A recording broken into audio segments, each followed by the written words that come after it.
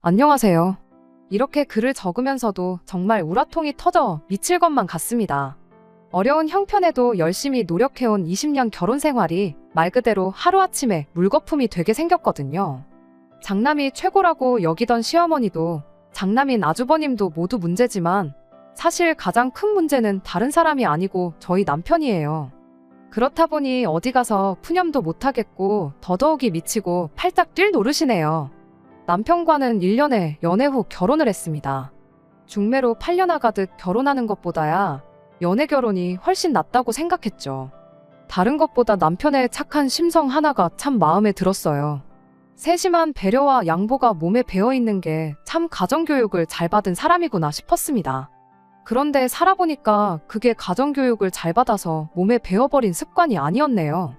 그리고 사람이 자기 입속 못 챙기고 양보만 하고 있으니 그건 그거대로 답답해서 죽을 뻔했습니다. 저희 결혼할 때만 해도 남자가 집 해오고 여자가 혼수하는 게 어찌 보면 당연하다는 듯한 분위기였어요. 하지만 저희는 맨땅에 헤딩하듯 아무것도 없이 시작했지요. 연애하는 동안 남편이 금전적으로 허덕이고 있다는 느낌은 없지 않아 있었지만 저희 집 또한 넉넉한 형편이 아니었다 보니 그 부분에 대해서는 크게 신경 쓰지도 않았고 문제 삼지도 않았습니다. 아직도 시댁에 처음 인사드리러 갔을 때가 마치 어제 일처럼 선명하게 기억이 납니다. 시어머니고 시아버지고 처음부터 저를 탐탁치 않아 하는 눈치였어요. 아들이 결혼할 사람을 인사시키는데 어떻게 그렇게 차가운 눈빛으로 사람을 쳐다볼 수 있는지 싶었습니다. 게다가 저희한테 했던 첫마디가 결혼을 한다고 한들 당신들 주머니에서 너희들한테 땡전 한 푼 도와줄 일은 없으니까 그렇게 알라고 시작부터 못을 박았고요. 말씀드렸다시피 저희 집도 형편이 넉넉한 편은 아니었거든요. 시댁 또한 그렇게 여유 있어 보이는 환경은 아니었기에 이렇게 된 마당에 그냥 남편과 둘이서 힘으로만 결혼을 하기로 정했지요. 월급을 많이 받는 편은 아니었으나 둘 다 직장이 있었다 보니 어떻게든 되겠지 싶은 생각이었습니다. 그런데 며칠이 더 지나서 남편이 사실 자기한테는 모아놓은 돈이 하나도 없다는 사실을 말해왔어요.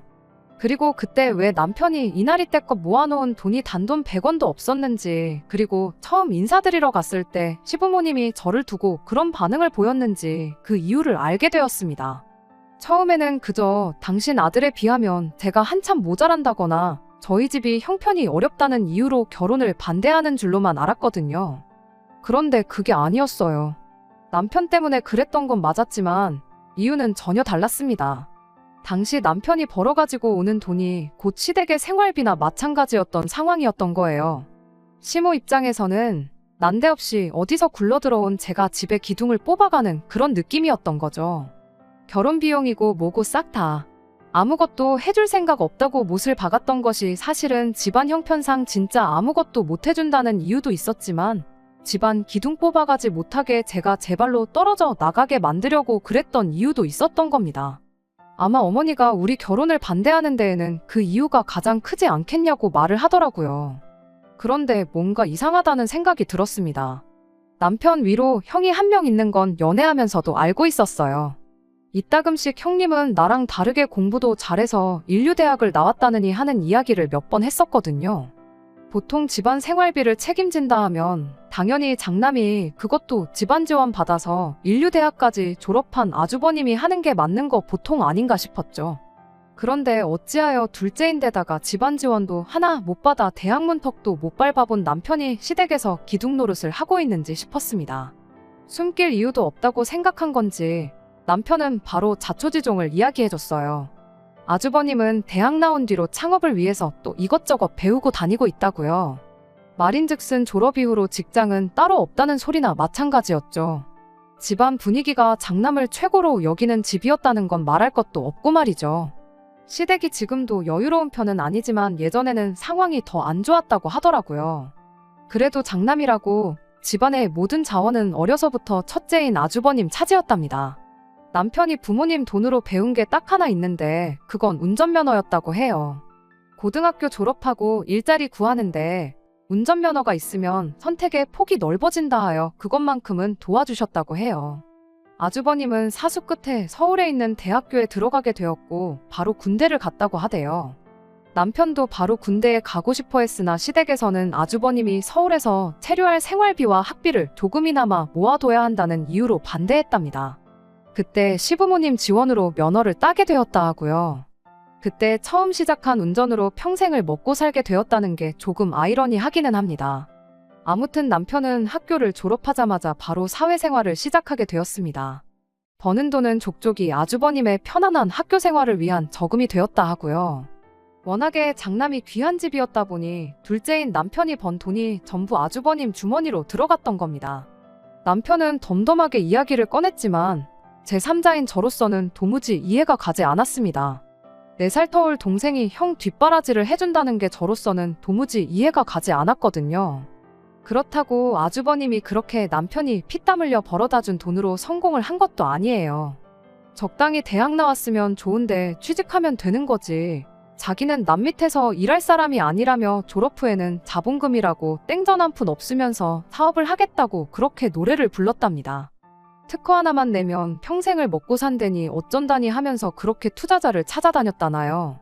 이미 한참 세월이 지나 저희가 결혼을 하겠다고 시댁에 인사를 하러 갔을 때도 아주버님은 따로 벌이가 없던 상황이었던 거예요.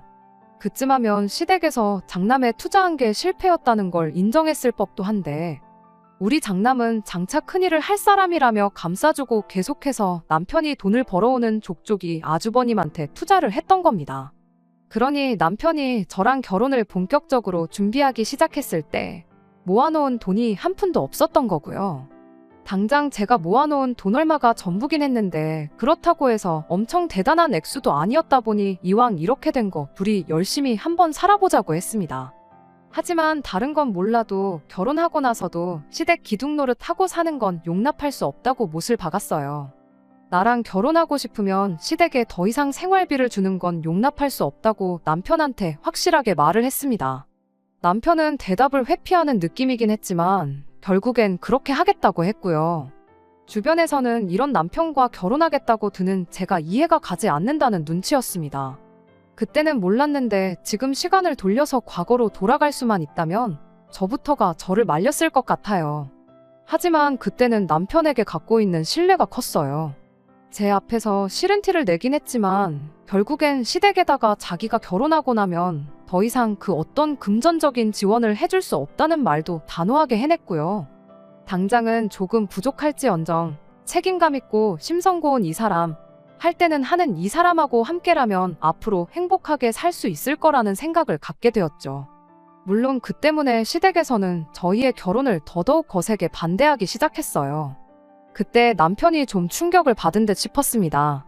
자기가 장래 희망이 따로 없었다 보니 평생 아주버님하고 차별받으며 살아온 걸 가지고 시부모님을 원망했던 적이 단 한 번도 없었답니다. 그리고 그 이후로 그때까지 형을 위해 가족을 위해서 라는 명목하에 죽어라 일하고 그동안 번 돈도 다 갖다 바쳤는데 가족들은 당장 돈 몇 푼 때문에 결혼을 반대하고 있으니 가족들은 자기 행복보다 자기가 벌어오는 얼마 안 되는 돈이 더 중요한 사람들처럼 보였다고 하대요. 그걸 이제서야 알았느냐고 한마디 해주고 싶었지만 아무 말 안 했어요. 남편 스스로가 뒤늦게나마 그 사실을 알았다는 게 다행이라 생각했죠. 남편이 가족들과 등지게 된 것이 심적으로 힘들어 보이긴 했지만 얼마 지나지 않아서 이내 정신을 차렸어요. 어쨌든 일이 이미 이렇게 돼버린 거 한편으로는 홀가분하다는 시기였거든요. 혼주석에 부모님도 없이 결혼하게 생겨서 미안하다. 한참 이런 이야기 나누고 있던 중에 난데없이 시어머니한테서 잠깐 좀 만나자는 연락을 받게 되었습니다. 나를 잡아 시댁에 방문했더니 웬일로 저희를 반겨줬어요. 뭐 대단한 건 아니지만 그날 시어머니한테 짜장면도 한 그릇 얻어먹었죠. 결혼을 반대할 때는 언제고 남편이 그래도 상관없다고 하니 저희들을 특별히 봐서 결혼을 허락해주겠다는 식으로 이야기를 하더라고요. 왜 자식이기는 부모 없다고 하지 않았느냐 곰곰이 생각해보니 어른인 당신들이 양보해주는 게 이치에 맞는 것 같았다 이런 식으로 말이죠. 여전히 저희 결혼할 때는 아무것도 지원해줄 수 없다고 이야기도 했고요. 장남인 아주버님이 장가도 아직 안 갔는데 동생이 먼저 가는 것부터가 하극상이라며 저희한테 그 어떤 지원을 해준다 하더라도 그건 무조건 아주버님이 결혼해서 자리 잡은 이후가 될 것이라고 확실하게 선을 그었습니다. 애초에 당장 결혼식에 오시지 않을 수도 있겠다 생각했는데 허락이나마 받은 게 저희 입장에서는 감지덕지 아니냐 하고 생각했어요. 남편은 마냥 기뻐했는데 저는 솔직히 찜찜한 마음을 지울 수가 없었습니다. 결혼은 안 된다고 그렇게 반대를 하더니 그 어떤 계기도 없이 한 달도 안 지나서 결혼을 허락해주겠다고 나오는 게 분명히 다른 속셈이 있을지도 모른다는 생각이 들더라고요. 아니나 다를까 결혼식 한 달 앞두고 시어머니가 본심을 꺼내더군요. 니들이 아직 어리고 인생의 경험도 많지가 않으니 당신이 특별히 저희를 도와주겠다고요.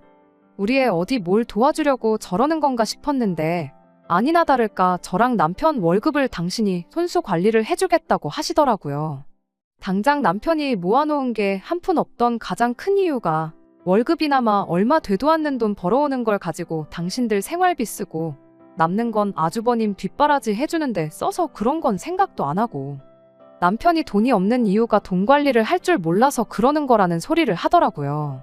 차라리 고양이한테 생선을 맡기지 이건 뭐 이젠 제가 벌어오는 돈까지 전부 아주버님 뒷바라지 하는데 쓰겠다는 말로밖에 들리지 않았습니다. 그 와중에 남편은 설마 내 돈만 있으면 몰라도 어머니가 당신 돈에까지 손을 대시겠냐며 한번 믿고 맡겨보자는 식으로 나왔어요. 당연히 저는 싫다고 했죠. 전 그렇게 하고 싶거든 결혼은 없던 일로 하자고 했어요. 시댁 기둥 노릇, 아주버님 지갑 노릇이 그렇게 하고 싶으면 혼자서 하라고요. 애초에 저랑 결혼하면서 부모님과 연도 끊겠다고 나왔던 남편이었다 보니 그런 바보 같은 선택은 하지 않더라고요. 그런데 의외로 시어머니 반응이 덤덤했습니다. 당연히 노발대발하면서 한마디를 하시던가 했을 텐데 니들 생각이 그렇다면 어쩔 수 없지 않겠냐면서 그냥 당장 어떻게 돈을 해줄 수는 없으니 어떻게든 도움을 주고 싶어서 꺼냈던 말이라며 웬일로 쉽게 물러났어요. 그런데 그렇게 나온 데에는 다 이유가 있었습니다. 시어머니는 저희가 돈을 맡기지 않는다고 나온다면 어떻게 해야 할지 다음 계획이 있었던 거예요. 결혼식 당일날 그 계획을 알게 되었죠. 아주버님이 남편 하객들 축의금을 받았는데 저희 결혼식 시작하기가 무섭게 그 돈을 가지고 집에 돌아가 버렸거든요. 특허 하나 내면 인생 핀다고 생각하던 아주버님이 당시 개발하던 무언가가 있었는데 투자처가 마땅치 않아서 시작도 못하고 있던 상황이었다더라고요. 그때 당시 축의금이라 하면 보통이 3만 원이고 조금 친하다 싶으면 5만 원 정도 주던 시기였어요. 아주버님이 방명록도 같이 가지고 가버린 탓에 남편 하객들이 축의금으로 얼마나 줬는지 정확히는 몰랐지만 머릿수대로 대충 계산해보니 넉넉하게 계산하면 400에서 500 정도 되는 돈이었습니다. 단돈 500만 원 투자받을 곳도 없고 당장에 남편이 시댁에 생활비 지원을 끊었다고 해도 그 돈 보태줄 상황이 안 돼서 계획적으로 결혼하는 동생, 결혼하는 아들 축의금을 들고 날랐다니 정말 이 사람들이 가족은 맞는가 싶었어요. 이게 말이나 되는 상황이냐 묻는 말에 시어머니는 어디 네 결혼식에 온 사람들이 다 네 하객들인 줄 아느냐고 당신과 아버님이 여태껏 남의 결혼식 다니면서 뿌린 돈 돌려받은 건데 어디서 축의금이 니들 거라고 우기고 있느냐. 원래도 축의금 들어온 건 부모한테 돌려주는 돈이다 하면서 축의금에 대한 소유권을 주장하셨어요. 굳이 따진다면 시부모님 하객은 그렇게 많지 않았고 대부분이 남편이 그동안 여기저기서 사회생활하면서 쌓아온 인맥들이 대부분이었어요. 그 자리에서 시시비비를 가린다면 가리겠지만 이미 방명록마저 사라진 와중에 그 사람들 다시 불러 모아 얼마를 냈는지 남편 하객인지 시부모님 하객인지 확인해 볼 수도 없는 노릇이었죠. 하지만 한편으로는 오히려 마음이 편하더라고요. 그 와중에도 그 푼돈을 어떻게든 챙기고 싶어서 몰래 가져갈 계획을 세웠던 게 남편한테는 여태껏 느꼈던 그 무엇보다 큰 배신감으로 돌아왔기 때문입니다. 남편은 그 돈은 그냥 자기가 어머니 드리는 걸로 하겠다고 대신 그 돈이 내가 어머니한테 드릴 수 있는 마지막 돈이라고 단호하게 못을 박았습니다. 어머님도 그제서야 노발대발 큰 소리를 치셨고요. 아들 새끼 키워봐야 아무 소용없네. 싸가지가 있네 없네 그런 이야기를 하면서 누가 들으면 뭐 네가 한 달에 1,000만 원씩 벌어다 준 줄 알겠다고. 네가 벌어다 주는 푼돈 이제 필요 없다. 여자애 환장해서 가족도 못 알아보는 놈 나도 아들 대접 해줄 생각 없다며 어디 둘이서 잘 먹고 잘 살아보라고 적반하장으로 나왔어요. 그 덕에 결혼하자마자부터 시댁과는 완전히 연을 끊고 결혼 생활을 시작할 수 있었습니다. 오히려 결혼하고 나면 저희한테 얼마라도 생활비를 요구하지 않을까 걱정이었는데 그 부분만큼은 다행이다 싶었어요. 하지만 아무래도 없이 시작한 결혼이었다 보니 처음에는 어디 가서 말도 못할 만큼 억척스럽게 살았어요. 신혼집이라고 방 하나 딸린 반지하에서 시작을 했습니다. 결혼 첫 해를 넘기면서 아이가 생기면서 친정집에 들어가 결혼 생활을 시작했고요. 친정 도움은 받고 싶지 않았으나 당장 제가 일을 하지 않으면 가게에 직접적으로 타격을 입을 만큼 상황이 여의치 않았다 보니 어쩔 수 없는 선택이었습니다. 여름만 되면 곰팡이 냄새가 스멀스멀 올라오는 반지하였는데 그게 산모인 저와 아이한테도 좋을 것 같지 않았기도 하고요. 예정일 2주 전까지 출근했고 아이 태어나고 나서도 딱 한 달 몸추 스르고 바로 출근했어요. 아이는 친정어머니께서 대신 돌봐주셨어요. 남편과는 상의 끝에 매달 100만 원씩 드리기로 했지요. 20년 전이라 할지라도 아이 봐주는 대신 드리는 돈 치고는 많이 적은 금액이었습니다. 친정 부모님께서 저희 결혼할 때 하나 보태주지 못했던 게 마음에 걸리신다며 저희한테 따로 생활비를 요구하신 적도 없었고요. 관리비며 심지어 저희 먹는 밥값까지 하나 저희한테 받지를 않으셨는데 아이까지 봐주시고 100만 원이면 솔직히 얼마 드렸다고 생각하지 않아요. 그런데 이걸 이유로 남편과 처음 문제가 생기게 되었습니다. 하루는 남편이 이 정도 시간이 지났으면 시어머니와 다시 연락을 하고 지내도 되지 않겠냐는 이야기를 해왔어요. 솔직히 내키는 이야기는 아니었습니다. 아이도 태어났는데 아이가 자라면서 외할머니, 외할아버지만 있는 게 아니고 친할머니, 친할아버지도 있다는 걸 알아야 하지 않겠느냐는 이유였지요. 친정 부모님께서도 암만 일이 그렇게 되어 연을 끊고 지내기로 했다 할지라도 부모 자식 간인데 얼마나 그립겠냐면서 저보고 조금만 마음의 문을 열어달라고까지 하셨어요. 남편 말 맞다나 우리 아이한테도 할머니, 할아버지에 대한 존재를 숨겨야 할 이유가 없다고 생각했기에 결국 그렇게 하자고 했지요. 그 후로 며칠 지나지 않아 시댁과 연락을 하게 되었어요. 아무리 장남이 귀한 집이라 해도 3년 가까운 시간 동안 연락 한 통 없이 지냈다 보니 둘째가 많이 그리웠나 본지 시부모님은 저희를 반갑게 맞이해 주셨습니다. 특허를 내겠다고 졸업 후부터 10년 가까이 허송세월 보내던 아주버님도 남편의 경제적인 지원이 끊기고 시댁에도 돈이 떨어지게 되니 어쩔 수 없이 사업 욕심을 버리고 직장을 구했다고 하더라고요. 시댁은 아주버님이 벌어오는 돈으로 생활을 하고 있다고 하고요. 이제야 드디어 아주버님도 정신 차리고 장남 노릇을 하고 있구나 싶었어요.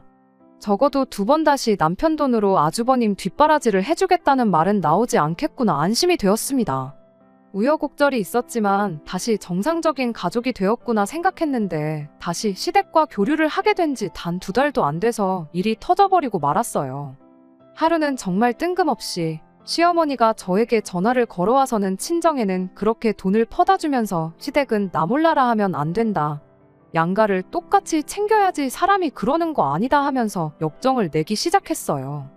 분위기를 보아하니 남편이 시어머니한테 저희가 친정에 매달 100만 원을 드리고 있다는 이야기를 했다는 걸 단번에 알 수 있었습니다.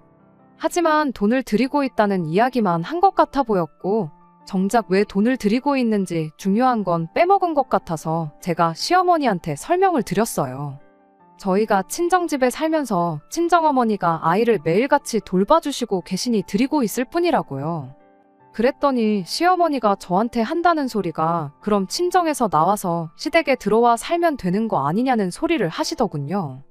애초에 남편 처가살이를 시키는 것부터가 잘못된 거라며 우리 아들이 그 집에서 얼마나 눈치를 보겠냐고 하면서 말이죠. 남편도 그때가 돼서야 하는 말이 솔직히 장인 장모님 눈치도 보이고 불편하다는 식으로 이야기를 했어요. 친정 부모님이 남편한테 따로 눈치를 주거나 불편하게 하신 적은 제가 볼 땐 없었지만 그런 느낌을 받는 거야 상대적인 거니 그럴 수도 있겠다 생각을 했습니다. 다만 그렇다고 해서 제가 시댁에 가서 살면서 시부모님께 돈을 드리고 시집살이 하면서 눈치를 봐야 할 이유는 되지 않는다 생각했죠. 그래서 고민 끝에 친정집에서 나오기로 했습니다. 시댁에 들어가서 살기로 한 건 아니었고 아예 독립을 하기로 했지요. 그래도 친정집에 들어와 살면서 모은 돈이 상당했다 보니 이참에 그냥 따로 나와 사는 게 나중 가서 이야기도 안 나오겠구나 싶었어요. 시댁과 친정 딱 중간 위치쯤에 전세를 구해 이사를 나갔고 아이는 시어머니와 친정어머니가 번갈아 가면서 저희 집에 직접 오셔서 아이를 봐주는 걸로 했어요. 시어머니도 같이 아이를 돌봐주시게 되면서 친정에 드리던 100만 원을 반으로 쪼개 시댁에 드리기로 했고요. 그런데 막상 그렇게 하기로 하고 반년도 안 돼서 시어머니가 내가 고작 50만 원 받자고 이 고생을 해야겠느냐며 말을 바꾸더군요. 당연히 저희를 위해 아무것도 하지 않는 시어머니께 저희가 굳이 돈까지 드릴 이유는 없겠다 싶었어요. 그렇게 반년 정도 매달 드렸던 50만 원을 끊으니 시어머니는 또 저희 보고 욕심이 사납다는 욕을 하시면서 부모한테 주는 돈이 아깝냐고 역정을 내시더군요. 그리고 이번엔 시어머니가 저희한테 먼저 연을 끊자는 소리를 해왔습니다. 부모도 몰라보는 것들하고는 2번 다시 상종을 말았어야 했는데 기회를 줬음에도 불구하고 변한 게 하나도 없다는 소리를 하면서 말이죠. 남편도 시어머니가 저렇게 나오는데 편을 들어줄 수가 없었는지 아무 말 없었습니다. 그렇게 시댁과는 또다시 연을 끊게 되었어요. 결국엔 굳이 저희 집까지 오며 가며 하면서 아이를 돌봐주셔야 했던 친정어머니만 더 힘들게 되셨지요. 세월이 흘러 아이가 어느 정도 크고부터는 친정어머니도 매일같이 고생하실 필요가 없어졌기에 그나마도 드리고 있던 돈을 끊었습니다. 남편이 또 어떻게 나올지 몰랐기도 싶었고 세월이 흐른 만큼 남편과 제 수입도 늘었던 만큼 당시 돈 모으는데 속도가 많이 붙었던 상황이었거든요. 그렇게 무일푼으로 시작한 결혼생활 20년 만에 저희는 저희 이름으로 아파트 하나를 매매하게 되었어요. 저희 집이 생겼을 때 그간 열심히 살아온 모든 걸 보상받는 기분이었고 너무 행복했습니다. 인생에 있어서 큰 숙제를 끝낸 기분이었고 이제 저희 인생에 남은 건 우리 아이 대학 보내고 자리 잡을 때까지 도와주는 거 그리고 저희 노후 자금 모으는 일뿐이겠거니 싶었습니다. 그런데 남편한테는 남아있는 숙제가 그것 말고도 하나 더 있었다는 사실을 알게 되었네요. 20년 동안 악착같이 모았으면 됐지. 이제는 나도 내 가족을 챙기면서 살고 싶다며 매달 시댁에 200만 원씩은 드려야겠다는 소리를 해왔으니 말이죠. 당최 시부모님이 당신을 위해 해준 게 뭐가 있길래 그렇게 효도를 못해서 안달이냐고 저도 이번만큼은 그냥 넘어가지 않았어요. 아이 대학 공부는 어떻게 시킬 거며 우리 노후 자금은 또 어떻게 할 거냐 따졌더니 자기도 대학 안 나오고 이만큼 먹고 살지 않냐. 세상이 많이 변했다. 요즘 세상의 대학은 선택이지 필수가 아니라는 소리를 하더군요. 당신이 나랑 결혼 안 했으면 이만큼 돈이나 모았을 줄 아느냐. 그때부터 지금까지 시부모님이며 아주버님 지갑 노릇이나 하면서 살고 있었을 거다. 잔인하게 한마디 해줬습니다. 자꾸 그동안 못 해온 자식돌이 찾지 말고 현실을 좀 보라는 취지였어요. 그런데 그 와중에 남편은 또 자기 가족들을 찾더라고요. 형님이 아직도 결혼도 안 하고 부모님 모시고 살고 있는 거 모르냐. 너랑 결혼 안 했어도 형님이 직장을 구해 알아서 장남 노릇을 했었을 거다 하면서요. 기껏 시댁 호구 노릇 탈출시켜줬더니 저한테 한다는 소리가 저런 말이라니. 정말 어이가 없어서 말도 안 나왔습니다. 남편한테는 나는 이제 와서 시댁에 다시 잘해주고 싶지도 않고 그렇게 큰 돈을 매달 퍼주고 싶은 생각도 없으니 당신 알아서 하라고 했습니다. 단지 우리 아이 미래를 대비해주기 위해 모으는 돈, 생활비 절반, 그리고 노후 자금으로 저축하는 돈 이렇게만 내라고 했어요. 나머지 당신 돈에 대해서는 1,000원짜리 한 장도 탐내지 않을 테니 시댁에 퍼주든 마음대로 하라고요. 아주버님이 부모님을 모셔야 한다는 책임감에 결혼을 안 했다고 생각하지는 않습니다. 지난 세월 동안 결혼할 상대가 생겼었다고 해도 저런 시부모를 모시고 평생을 살아야 한다는 걸 깨닫고 도망간 여자들이 한둘이 아닐 거라는 생각밖에 안 들어요. 철들 무렵부터 집에 퍼주는 걸 당연히 살았다 보니 뭐가 똥이고 뭐가 된장인지 구분도 못하는 사람을 여지껏 심성이 착한 사람이라고 착각한 제 잘못이기도 하겠지요.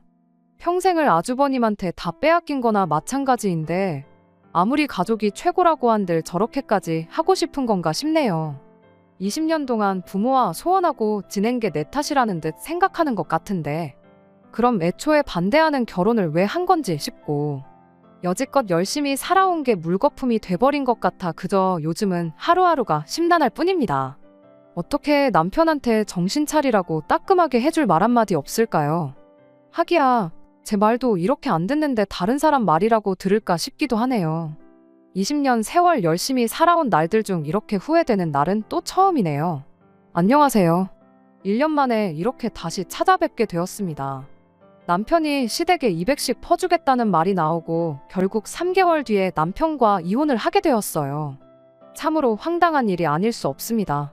남편이 하루는 시댁에 다녀오더니 저한테 달마다 200 주는 일은 없던 걸로 하겠다는 말을 꺼내왔었어요.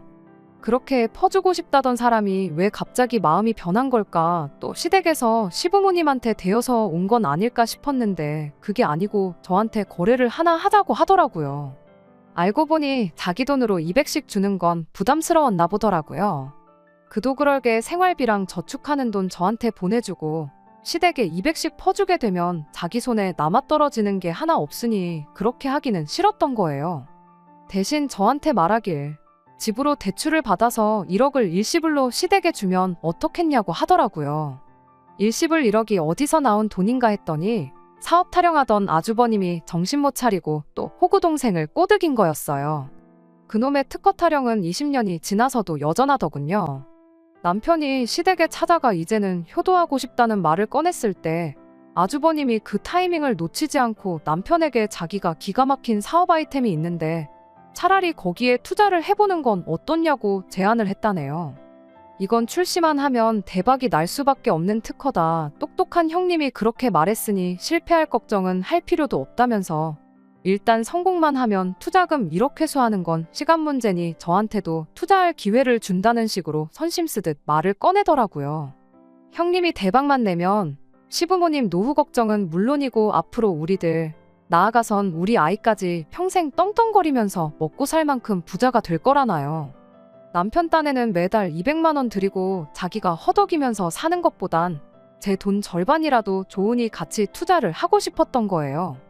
대충 계산해봐도 앞으로 남은 평생 매달 200씩 드리는 것보다 50개월치 미리 드렸다고 생각하는 게 남편한테는 100배 1000배 더 좋은 상황이었던 거죠. 우리가 집 산 지 얼마나 되었다고 그런 큰돈이 있겠냐고 따지니 남편이 집을 담보로 대출을 받자는 말도 없는 소리를 해왔고요. 결국 끝까지 거절했더니 남편은 그럼 이혼해서 재산 분할이라도 받아야겠다는 소리를 하더군요. 반협박성으로 한 말이었겠지만 그때 문득 이런 생각이 들더군요. 아주버님이 말한 대로 정말 성공을 하던지 말던지 간에 이런 일이 앞으로도 몇 번씩은 더 있지 않겠나 하는 생각이요. 평생을 호구로 살아온 사람이니만큼 부모님께 퍼주고 아주버님께 뜯기고 살지 않으면 적성이 풀리지 않는 사람인데 그걸 제가 어떻게 고치나 싶었어요. 20년 세월, 중간중간 다시 연락을 했긴 했어도 대부분의 세월을 연을 끊고 살아왔는데도 불구하고 뭔가 여유가 생길 때마다 가족들한테 퍼주고 싶어하는 사람을 고칠 방법은 없다고 생각했고 결국 저는 남편의 이혼하자는 말에 그렇게 하자고 대답했습니다. 평생을 노력해서 갖게 된 내 집을 정리하고 싶은 마음은 없었다 보니 친정 부모님 집을 팔아서 재산 분할을 해주고 이혼을 했고 친정 부모님은 저희 집에서 같이 살기로 했어요. 그렇게 20년 결혼 생활을 허무하게 정리하게 되었습니다만 결과적으로는 잘 된 일이라 생각합니다. 얼마 전에 남편이 제 말을 들을 걸 그랬다며 연락을 해왔거든요. 아주버님이 남편 돈이며 시부모님 돈까지 털어먹고 잠수를 타버렸대요. 지난 20년 동안 자기가 부모님을 모셨으니 이젠 네가 모실 차례 아니겠냐 하고요. 누구 돈으로 공부하고 대학까지 졸업했는지는 아주버님한테는 중요한 게 아니었나 봅니다. 그간 사업하고 싶었는데 동생이 부모에 대한 지원을 끊는 바람에 자기가 부모님을 책임져야 했던 게 억울했다네요. 그래서 이번 기회에 시부모님 집담보로 대출받고 동생 이혼시켜서 재산분할 받아온 돈을 빼돌려 자기 자유를 찾으러 간 거예요. 남편은 이제 부모님도 그렇고 자기도 그렇고 오갈 곳이 없어졌다고 제발 그간 살아온 정을 봐서라도 자기를 다시 받아달라고 자기 좀 살려달라는 연락을 해온 거고요. 싫다고 거절했더니 그 와중에도 그럼 자기는 괜찮으니까 자기 부모님 머물 방 한 칸만 내달라는 소리를 하고 있더라고요. 당신 부모님이 아니라 당신만 혼자 돌아오겠다고 해도 싫다고 확실하게 거절해주고 남편과의 20년 인연의 종지부를 끊었습니다. 여태 살아온 정이 있으니 걱정이 안 된다면 거짓말이겠지만 그런 남편 다시 받아줬다간 제가 제 명에 못 살 것 같아 확실하게 마무리를 지었어요. 심성이 착한 사람 만나는 건 좋지만 착하기만 한 건 장점이 아니라 미련한 거라고 생각해요. 부디 우리 아이가 남편의 그런 점을 닮지 않았으면 싶습니다. 끝까지 들어주셔서 감사합니다. 오늘의 사연은 여기까지입니다. 구독과 좋아요, 알람 설정 부탁드리고 더 좋은 사연으로 다시 찾아뵙겠습니다. 감사합니다.